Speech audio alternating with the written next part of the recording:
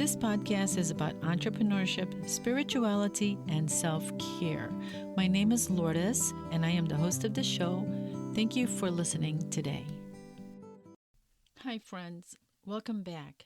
And in today's episode, I have a guest, and her name is Janie Schumann. She is a professional astrologer, and she is based in Fayetteville, Arkansas. Janie uses astrology as a source of inspiration and guidance, helping people better understand themselves through the movements and patterns of celestial bodies. Her work focuses on helping clients recognize life cycles, timing, strengths, natural abilities, and potential challenges reflected in their natal charts, what she describes as a unique fingerprint of who we are. Through this insight, Janie helps people improve communication in relationships, make more aligned decisions, and understand when to move forward or pause for better outcomes. Drawing on astrology as both an ancient practice and a symbolic language, Janie offers consultation that may include natal birth charts, solar return charts, transient charts, and more. Her goal is to help interpret this language in a practical way so life feels clearer and easier to navigate. Let's welcome Janie Schumann.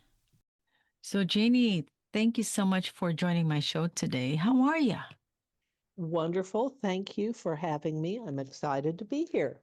Same here. So, as someone who has practiced astrology for 40 years or so, what got you into this in the first place?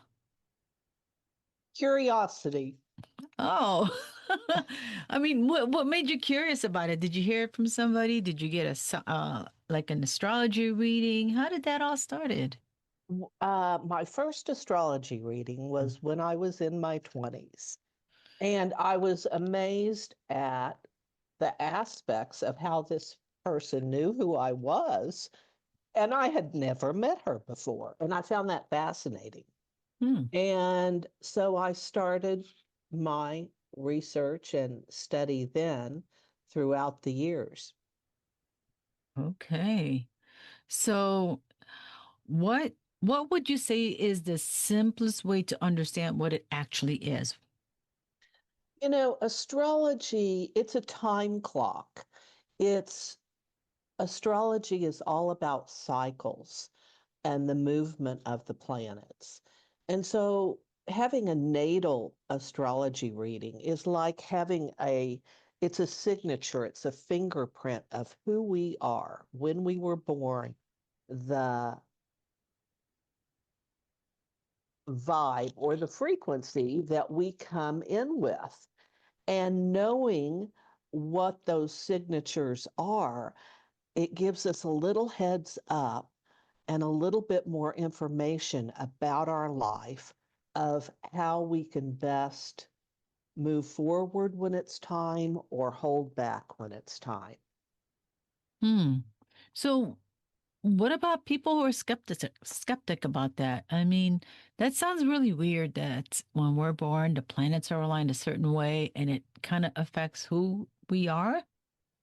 Well, we all know that when the full moon happens, there are interesting things that occur. The tides come in, and then so we know it affects water. Well, our body is 70 to 80% water, so it just makes sense that it affects us. Now, long before we had um, timetable or were aware of all these timetables, thousands of years ago, the astrologers were the mystics and the wise men that talked and to the king and gave him timetables when best things would happen. And it's just been within the last few hundred years that there's been more skepticism. But there's certainly cycles of the planets such as we know the moon moves around once a month. Well, the sun is an annual once around, is 1 year. It takes Mercury 3 months to revolve around the sun. It takes Venus 7 months to revolve around the sun. The orbit dates of the planets are all very different. Mars is a 2 year cycle around the sun. Jupiter is a 12-year cycle around the sun. Saturn, maybe you all have heard of a Saturn return. That's a 29.5-year cycle around the sun. So it's cycles around the sun, and they have patterns, and things continue to show up on the planet. So if you look at history and study it enough, you realize that there are similarities in the patterns. Okay, man, that sounds deep already. So what is a Saturn return? A Saturn return is in your natal chart, your Saturn has a placement.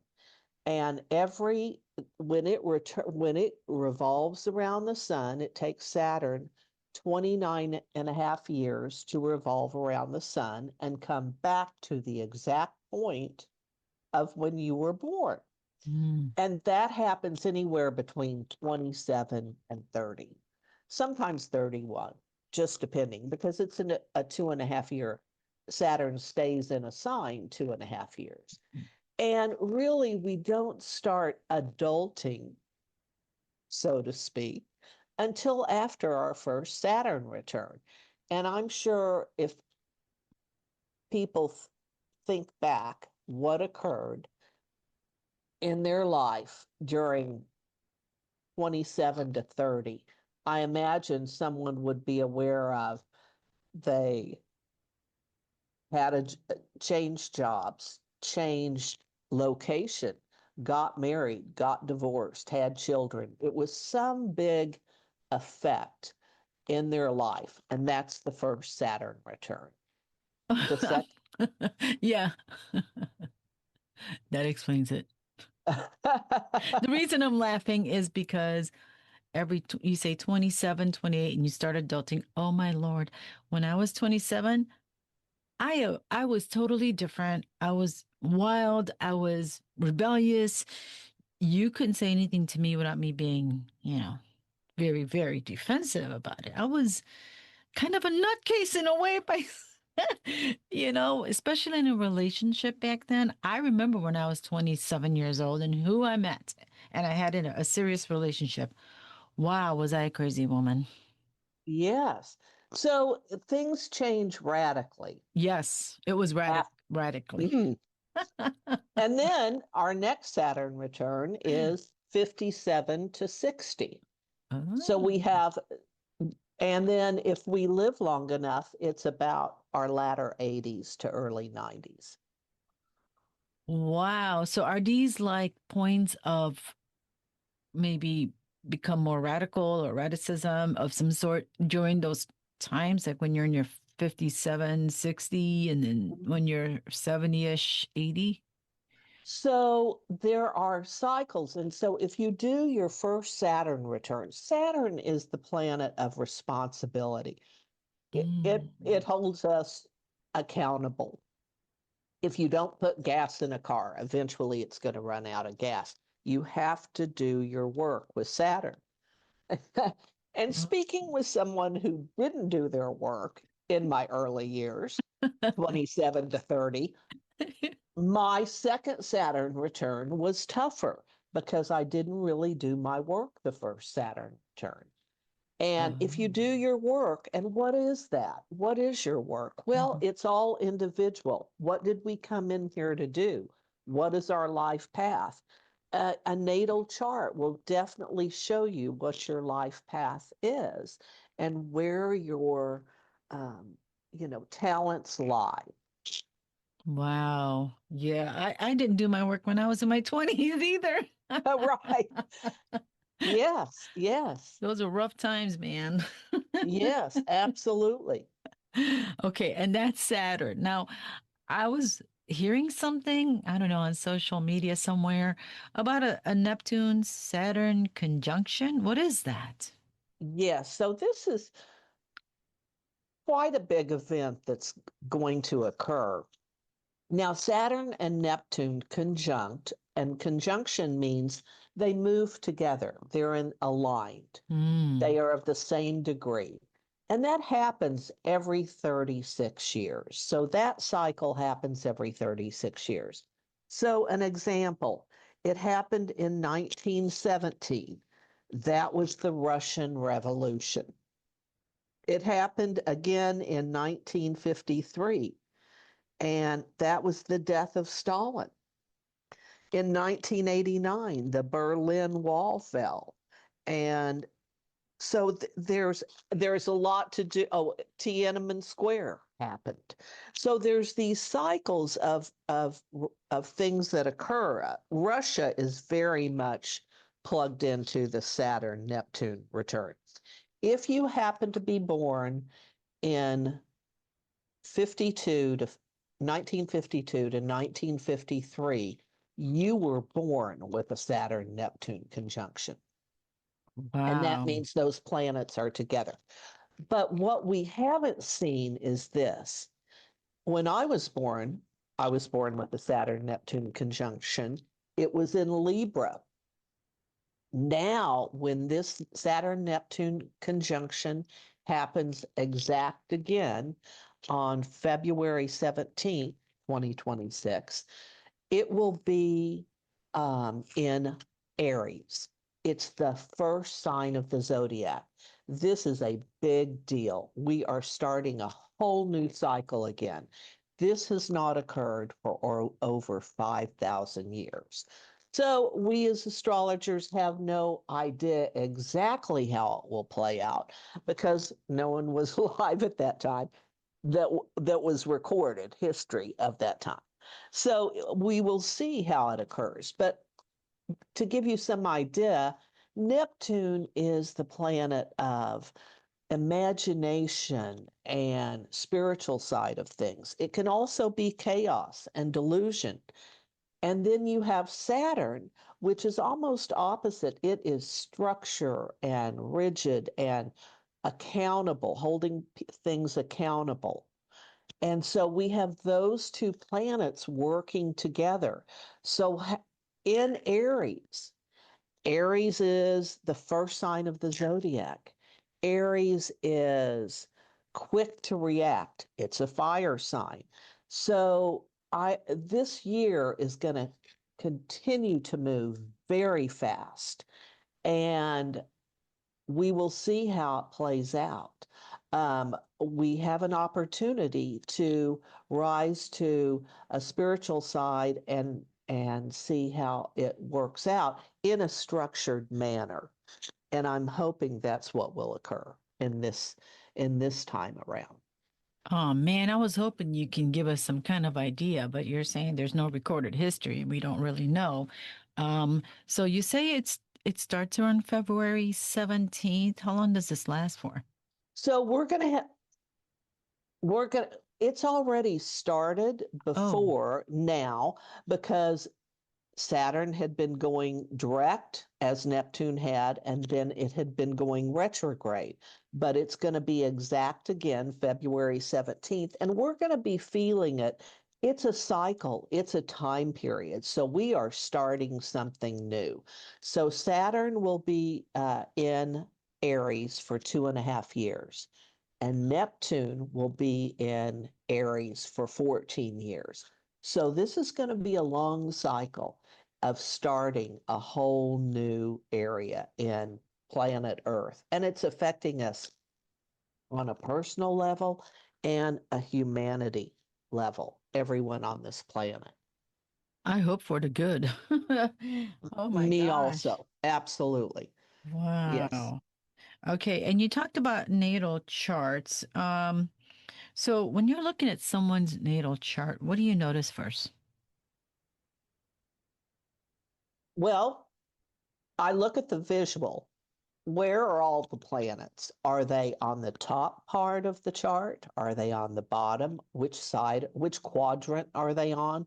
So first it's the visual, Mm-hmm. looking at the visual. And then I look at their rising sign. The three most important planets are your rising sign, your sun sign, and your moon sign. Now, when we come out at birth, we immediately start living our moon sign. That's our emotional side. So it's always good to know what someone's moon sign is because then you'll know how to communicate with them. If Okay. and that's always so helpful. You know, people talk and they go, "Well, I they didn't hear me." Well, it's talking about how people react. So if you're talking to someone who has a moon sign in water, which would be Scorpio or Pisces, um, that you'll need to talk to them about feelings. They like talking about feelings. Air signs are all about information and curiosity. So you would talk to an air sign to get them to hear you about information and data. Earth signs like sensation, touching. So they're very grounded, they're very practical. You talk to them about practicality. And fire signs and they're very intuitive and they like action. So talking about action and getting things going with them and movement, that works best with them. So the moon sign, we come out living. The sun sign and the rising sign come a little later that we really start living those signs. But we definitely, the planets are like, they have a hum, they have a resonance to them. Whether we know it or not, they're affecting us. And depending on where their placement is. And so it's also a great knowledge to know that there's times when it's good to move forward. And we have opportunity because if we do the transits in the chart, and we have the natal chart, and that's fixed who we are. And then where are the planets today? Because the planets keep moving. So it takes Uranus 84 years to revolve around the sun. A lot of people cross over in their Uranus return. Hmm. Wow. I did not know Nep, that. yeah, and Colin Powell, Madeleine Albright, um, Dick Cheney, they all were, it's interesting, they were all, these are governmental people, Yeah. political, but they all crossed over in their 84th year. Oh, how weird. So you can notice that. And so really astrology is the study of cycles and patterns. It was used long, thousands of years ago. And that's how we have learned all these things. It is a science. I definitely believe there's no doubt it's a science. It's provable on the cycles of things that happen. Wow. So when you talk about the rising sign, or the rising sign, I think. So I remember years and years ago, I would say, "Oh, hey, I'm a Cancer," and they say, "Oh, what's your rising sign?" And if I said Aries, then they would say, "Oh, so you're really an Aries." What is that rising sign?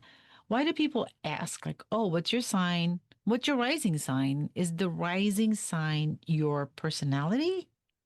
The rising sign is okay. The rising sign is how you show yourself to the world, how everyone views you. Mm, It might not be who you are mm, inside, but it's how people view you from the external side. And so it's how we operate daily. The the sun sign is more our personality, our ego, it's our ego. The sun sign is more our ego, but the rising sign is how we are seen by the world. And so I'm say your rising sign is what is your rising sign? I don't know. Okay. Well, I'll tell you, my rising sign is Sagittarius. So, really, what I'm looking at is the planet Jupiter because the signs are all ruled by different planets. And that's what gives off the hum or the energy or the frequency to us. So, Jupiter is my rising sign. Uh, Jupiter is the uh, planet that rules Sagittarius. So Jupiter was rising on the horizon when I was born. It's the planet that was rising in the sky when you were born. Hmm. Okay. I think I understand that now. So the rising sign is how people view me. Exactly. Okay. Okay. Mhm. But then because maybe I'm a secret person and my real sign is a Cancer, but my rising sign is how people view me because that's how they view me. But then really deep inside, I'm a Cancer and the way Cancers are. Does that make sense? Right. Almost like you're Well, secretive and not like letting yourself all go out there. I don't know. and your moon sign is how your emotional side is. Okay. That's Yeah. your emotional side. That's how you tap into people on your emotional side and how you can communicate with them, your moon sign. So, knowing those three planets can give you lots of information. And then when we get more exact, we look at where are the planets in the houses, the 12 houses, and each house has a theme. And how does that affect me in this lifetime? Interesting. Okay. I get it. Wow. This stuff is so deep. Let me see here. um, have you ever had a reading or a moment in your work that really surprised you? I think I'm surprised a lot doing consultations because when someone sits down or I'm working with them in person or wherever I'm working with them, it's a language. And so I am just interpreting the language. I've never met this person. I have no idea who they are, but I can I can communicate who they are through their planets. And so that is always very shocking to them. And as many times as I've done it, it always is amazing how accurate it is Wow. because they each have a vibration. And depending where those planets are located, it tells me what's going on, in their life and what they came in here to do. What are their strengths? It's always good to know what your strengths are so you can use them. And then the transits are like a timetable. When is it best to look for a new job or do my work, just stay put and keep doing my work right now? Or this is a lucky time, so if an opportunity comes my way, be sure and act upon it. So it can tell you those things that we might not know and we might miss if we don't have that insight of our natal chart and the astrology with it. Okay. So before, when I first started thinking about astrology and astrology reading, first of all, I wouldn't know what to ask. I would always say, "Hey, can you read my astrology sign?" So most people would go with the birth or natal charts. But then you say when people go to you for consultation, do they get a free consultation of what they're going to get, or do they know what they're going to get? Because all I know, and maybe most people know, is the birth chart. And then Well, you're talking about yes. transits or trans whatever that Mhm. other chart is. But you Mhm. won't know to ask for that. you No, know. but when people come to me, I discuss that. And so when I do someone's chart to start with, I always do their natal chart because you always have to have a moment in time Okay. where they were. So that's the first thing that's done. And first I talk about that and let them understand how this works. And then the transit chart is another chart that goes around the natal chart, and it shows me where the planets are today because they keep moving and they move at such different speeds. Mercury moves around the sun in 3 months. Pluto revolves around the sun in 248 years. So the outer planets that are slower moving, but we definitely feel full effects. So let me give you an example. Planet Earth right now is going through a Pluto return. That's a 248-year cycle. Well, what happened 248 years ago? Well, we had a civil war. Our Constitution was written. So we were actually kind of going through the same aspect again. We're having to look at this again. So you're finding the cycles repeat themselves. Now, not always in the same way. We have soon Gemini, we have Uranus, the planet Uranus has been in Taurus for the last 7 years. It is getting ready to move into Gemini. Every time it moved into Gemini, there was some type of war on this planet, uh, in the US too. Well, I don't really see that we're going to have a civil war like we did before, but we are already in like a civil war because we're already fighting about different things. It's just different now. It's not with guns, it's just in social media. Does that Wow. make sense? Oh, that makes real sense. Yes, you're right. Yeah, it's kind of like a crazy different type of war right now Yes, within our country, right? And maybe some closer countries. Um, absolutely. All the countries in the world on the planet, if you look, they're all going through major changes right now. yeah, And yeah. that's a 248-year, 50-year return. It never happens exactly on the day or the year because those outer planets, Mm-hmm. it's called orbs, how many degrees difference they are, being Mm-hmm. exact, the same degree. But the slow moving planets definitely have a big effect on humanity on this planet. And then you have a Jupiter return, that's always a good one. If it hits in your sign, in your moon, rising, or sun sign, it's a 12-year cycle.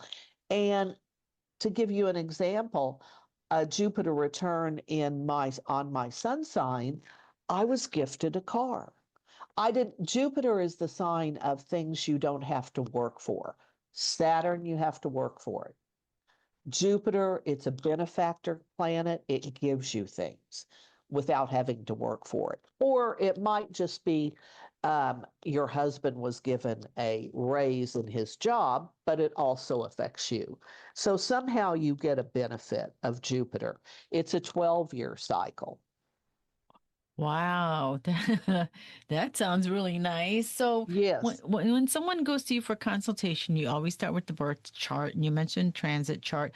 Does that consultation include the transit charts? Like, I don't know how often do they move? Do you give them like 4 cycles of the transit charts? In 3 months, this is what's going to happen. In 6 months and 9 months, how does the transit chart work? Does that include the regular reading with you, or is that something When I different? do a natal chart, I do a transit chart also to give to them so they understand. Now, you say, how long is it good for? Well, the moon moves every 2.5 days. And so the outer planets, like Pluto, will be in a sign for 20 years. Neptune, as I had mentioned before, will be in a sign for 14 years. But Jupiter changes signs quicker, Mars does, Venus does, Mercury does. So it's good to have a transit chart reading maybe every 6 months so you see where the planets are and how they're affecting you. Hmm.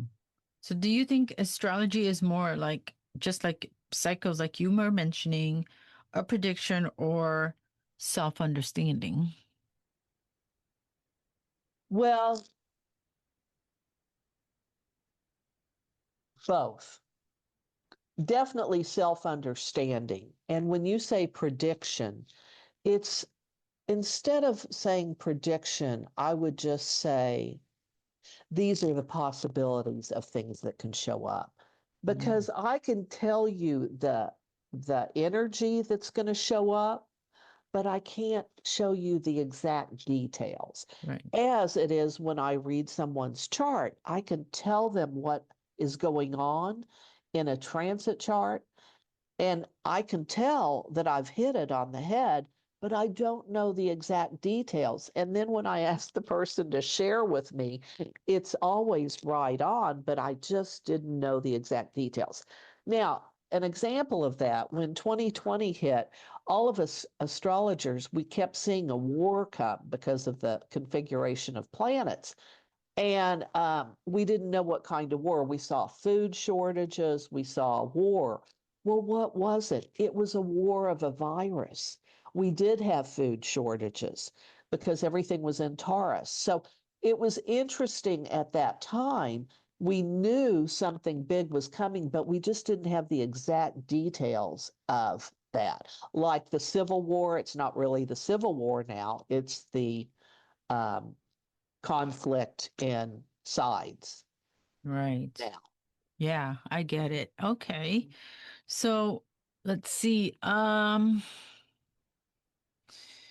So after doing this work for decades, Janie, um, what do you think astrology has taught you about being human? I feel like I have more of a leg up, so to speak, on knowing when things are going to show up, when it's a good time to take action, and um, opportunity is around, it's time to take action, or it's time for me to do my work. So I'm not spinning my wheels waiting for stuff. Things are going to happen the way they happen, but if I know, example, I'm very affected by Mercury in retrograde because I have a lot of planets that are ruled by Mercury. Well, sometimes it's very frustrating. Things get delayed, appointments get missed, or confusion with things because Mercury deals with the mind. And it goes retrograde about 3 weeks when it goes retrograde, about 3 times a year. And so it's not my favorite time, but at least I know when it's coming and when it's leaving. If I didn't know that, I would be very frustrated and I wouldn't understand what was going on. Now I just laugh because I know what's going on and I know to double check everything Mm, because things aren't always as clear because Mercury deals with the mind and things get messed up a lot with Mercury in retrograde. Mercury also deals with transportation. So when you travel, it's always, a good time to always double check things. So it really gives me more insight and um, in my game of tool to live life. Life is a little bit easier because I know what's going on in the stars. mm. I'm glad you mentioned Mercury in retrograde. And I know, you and I met at a psychic fair and you did a reading for me and you gave me the dates of Mercury in retrograde. And I think something's coming up at the end of this month where Mercury goes into retrograde. And Right. I'm glad you shared how that affected you. Does Mercury in retrograde affect people the same way or different ways depending on where their planets are aligned? So the more planets you have in an air sign or ruled by Mercury. So Virgo is ruled by Mercury and Gemini is ruled by Mercury. So the more of those planets that you have in your chart, the more you'll be affected by it. Now, whether you are affected by it or not, if you don't have any of those, other people might. So it happens to people around you. So Okay. they might not be together. So it might not really affect you. If you were born with Mercury in retrograde, it probably won't affect you as much because you're very used to that hum or that vibration already. Oh, well, that's kind of good to know for some people, right? They don't have Yes. to worry about it. I Right. always thought it was really bad. Oh, Mercury must be in retrograde when things go bad, and people, first thing they say is that, and we don't even know it was in retrograde back then when we were saying that kind of Well, stuff. and Mercury in retrograde is not a bad time if you know what to do with it. It's a good time when Mercury's in retrograde. It's not a good time to start anything new. It's a good time to revise, redo. Things will come back to us again that we need to go over again. It's paperwork that we haven't done that we need to do one more time. And so go through our clothes, go through closets, but not starting anything new. Now, here's an example though. If you had applied for a job 3 months ago and it didn't come around at that moment, and then Mercury is in retrograde and it comes back to you again, it would be a good time to re look at that again because it's coming back to you again. Let's see, Mercury in retrograde, the next Mercury in retrograde will be February 26th to March 20th. Wow. And it's a 22-day cycle. So just knowing that, I would say to everyone, be sure and double check your schedules, make sure your transportation is things can be delayed when Mercury's in retrograde. So just be patient and know that it won't last forever. And knowing that, it makes a huge difference. Okay. Um, so the other thing I just remembered is you mentioned fire Uh-huh. earlier, and fire is an element. And so there are, what, four or five elements that deal with astrology, and how does that Fire, affect? yeah. Go ahead. Well, they're the elements. That's right. Fire, earth, air, and water. And I can basically look at someone's chart and see, do they have a lot of fire in their chart? A lot of earth, a lot of air or water. If someone has a lot of fire in their chart, um, I would think that they're quick to react because fire is reaction and it is action. And then earth signs are grounded. They're fixed. They're not big on change. They're slow to change. And then you have air signs, which are, and they are the thinking signs. They are interested in data and research. They're very curious, very curious. Air signs are very curious. And then water signs, they deal with feeling. They have a lot of water. And they're most of the time they're very into if someone has a lot of water, I know they're very intuitive. And that is a natural ability with someone with a lot of water. So the elements make a huge difference in someone's life. Now, I'll give you so the fire signs are Aries, Leo, and Sagittarius. The earth signs are Taurus, Virgo, and Capricorn. Water signs are Cancer, Scorpio, and Pisces. And then the air signs are Gemini, Libra, and Aquarius. So the and they all operate a little differently. Even though they're of the same elements, they operate differently. Interesting. I just was counting each one, and 12 signs, four elements, and each one is perfectly three in each one. That's so cool. I just Yes, yes, realized that now. yes. Well, it is. It's so exact.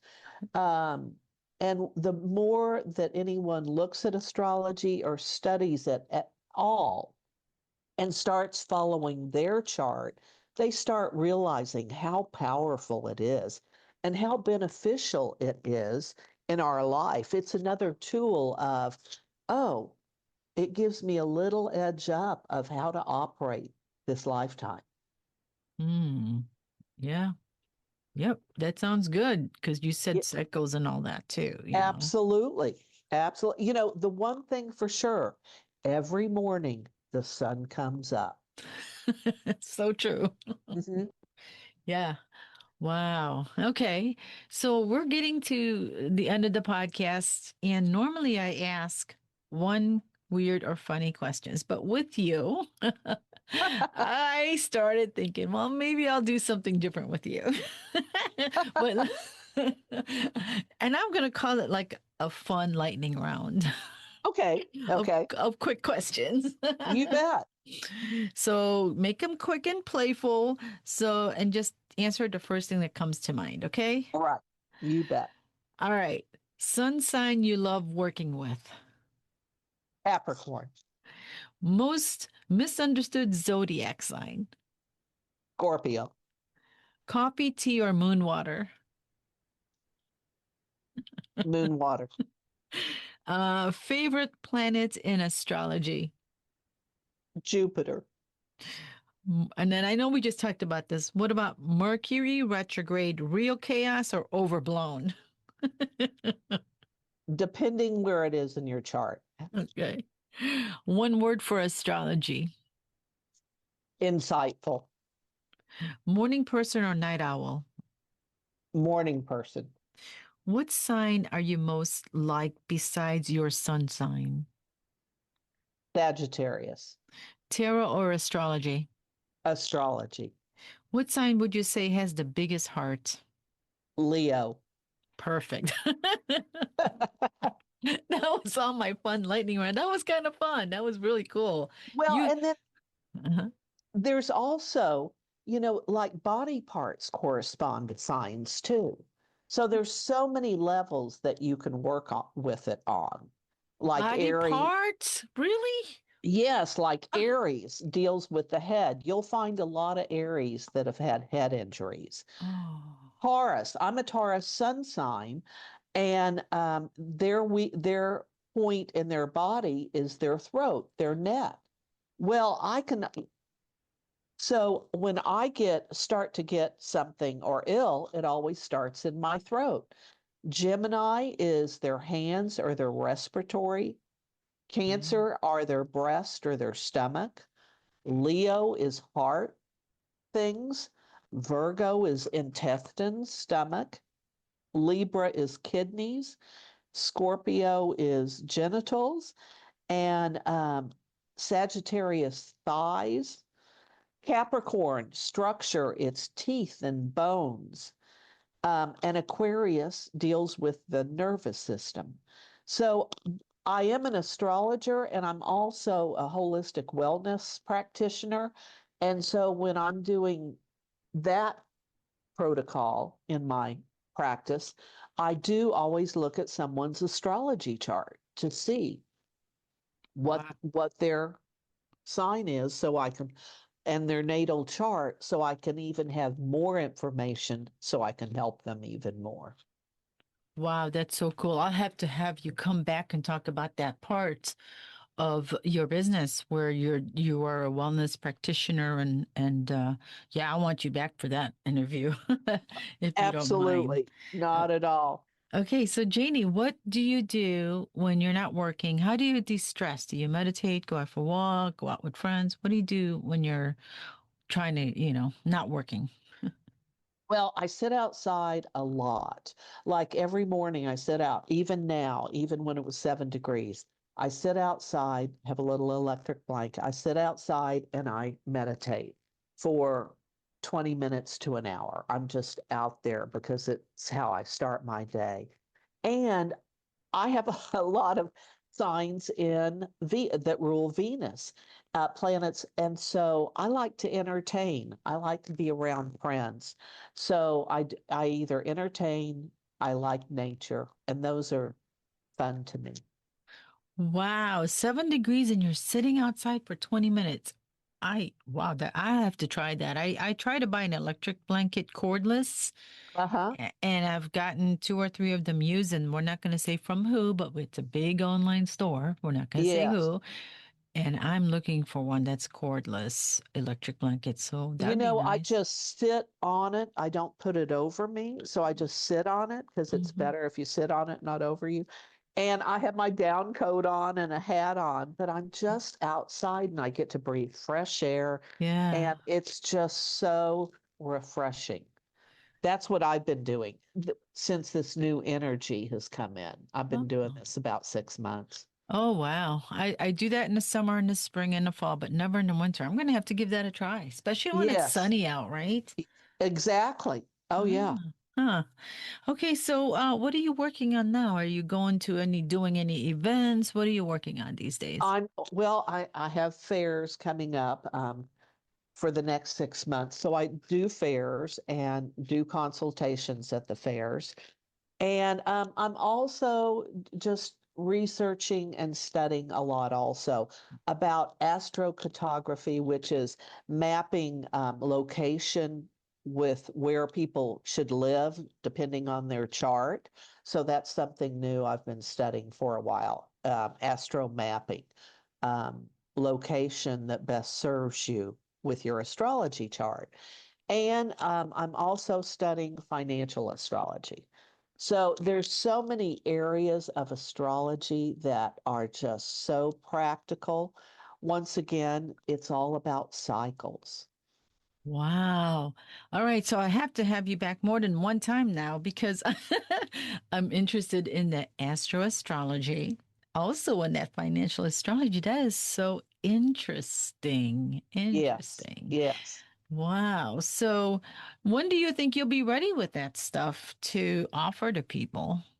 Well, the financial astrology, not for a while. And the mapping, I'm still wanting to work a little bit more with that. But those are the things I'm studying right now and getting ready to, be Okay. able to turn out. But it'll be a little while. Okay. And finally, how do people find you online?